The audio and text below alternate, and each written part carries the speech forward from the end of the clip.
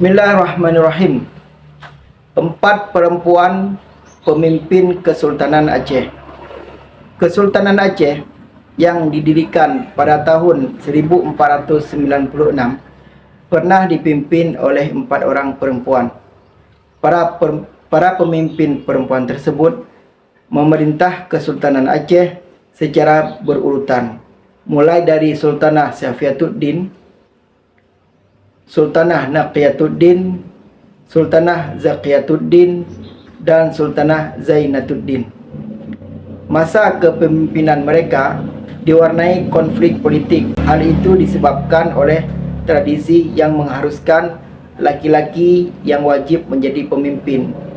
Selain itu, Islam juga menjadi dasar mengapa perempuan dilarang menjadi pemimpin.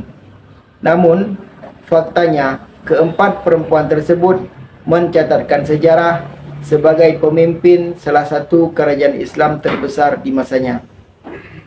Sultanah Syafiatuddin. Syafiatuddin lahir di Aceh pada tahun 1612. Ia adalah anak tertua dari Sultan Iskandar Muda. Ia diberi nama oleh Sultan Iskandar Muda Putri Sri Alam dengan gelar Syafiatuddin Tajul Alam. Setelah kematian Sultan Iskandar Muda pada tahun 1641, muncul gejolak dalam mencari pengganti pemimpin Kesultanan Aceh. Gejolak tersebut berhasil diredam oleh Nuruddin Ar-Raniri. Ia berpendapat bahawa kualitas seperti amanah, adil dan memiliki keluasan ilmu ada dalam Syafiatuddin.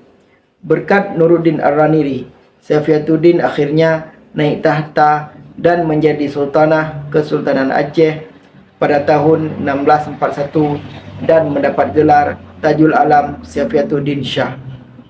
Syafiatuddin memiliki beban warisan kejayaan yang sangat berat. Hal itu didasarkan pada kejayaan Aceh di era kepemimpinan ayahnya, Sultan Iskandar Muda. Di masa kepemimpinannya, Aceh membangun aliansi dan mencari dukungan untuk memperkuat kedaulatan. Bahkan, diplomasi yang diusung oleh Syafiatuddin berhasil mencegah Aceh dari invasi bangsa asing.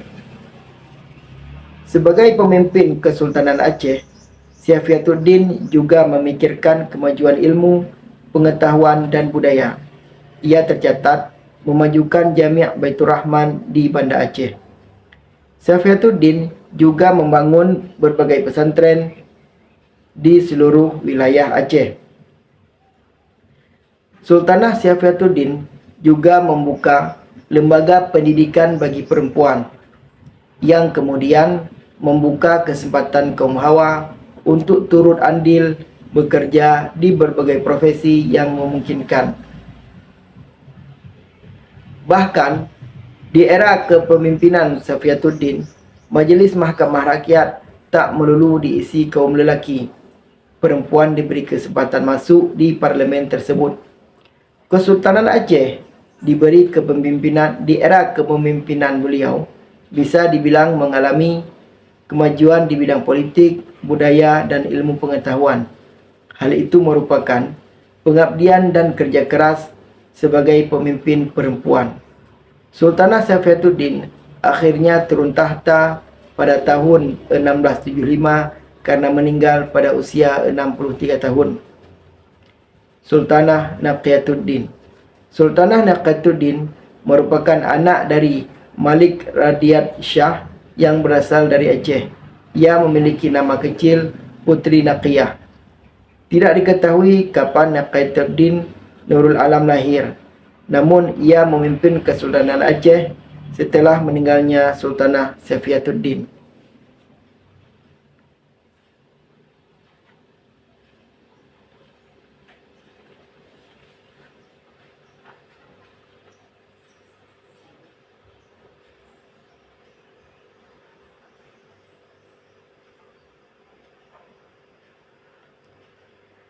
Naqiyatuddin resmi menjadi pemimpin Kesultanan Aceh pada 23 Oktober 1675. Setelah Sultanah Syafiatuddin meninggal dunia, Ia naik tahta dengan gelar Seri Ratul Nurul Alam Naqiyatuddin. Di awal pemerintahannya, Sultanah Naqiyatuddin harus menghadapi ancaman dari dalam maupun luar negeri. Ancaman yang datang dari luar adalah adanya bangsa Inggris, Portugis dan Belanda yang ingin menguasai jalur perdagangan Selat Malaka dan pantai barat Sumatera. Sedangkan dari dalam negeri, ancaman datang dari kaum Wujudiyah yang menganggap Kesultanan Aceh telah menyimpang dari ajaran Islam. Kaum Wujudiyah menghendaki Kesultanan Aceh dipimpin oleh laki-laki lagi. Selain itu, mereka juga melakukan sabotase dengan membakar kota Banda Aceh. Tantangan di awal pemerintahannya ini membuat Sultanah Naqiyatuddin kesulitan untuk membangun perekonomian rakyat. Namun, ia selalu berusaha agar bisa keluar dari persoalan yang menghadapinya di pemerintahan. Salah satu cara yang dilakukan Sultanah Naqiyatuddin adalah menyempurnakan Kanun Al-Asy atau Adat Muqta' Alam. Kanun Al-Asy ini merupakan undang-undang dasar kerajaan untuk menekan oposisi. Pada akhirnya, Sultanah Naqiyatuddin meninggal dunia pada tahun 1088 Hijriah atau 1678 di Banda Aceh. 3. Sultanah Zakiyatuddin Inayat Shah. Menurut ulama besar Aceh, Nuruddin Ar-Raniri, dalam kitabnya Bustanus Salatin, Sultanah Naqiyatuddin memiliki nama kecil Puteri Raja Setia binti Sultan Muhammad Shah. Zakiyatuddin merupakan ratu atau sultanah ketiga dalam sejarah Kesultanan Aceh Darussalam. Ia menggantikan Sultanah Naqiyatuddin Shah yang turun tahta pada tahun 1678. Zakiyatuddin dilantik menjadi Sultanah Aceh pada 23 Januari 1678.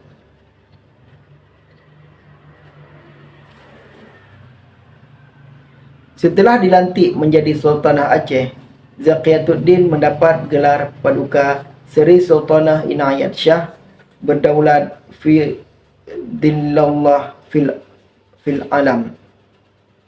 Pada tahun 1683, Sultanah Zakiyatuddin menerima Al-Hajj Yusuf Al-Qadri, seorang utusan Raja Syarif Barakat dari Mekah, Arab Saudi.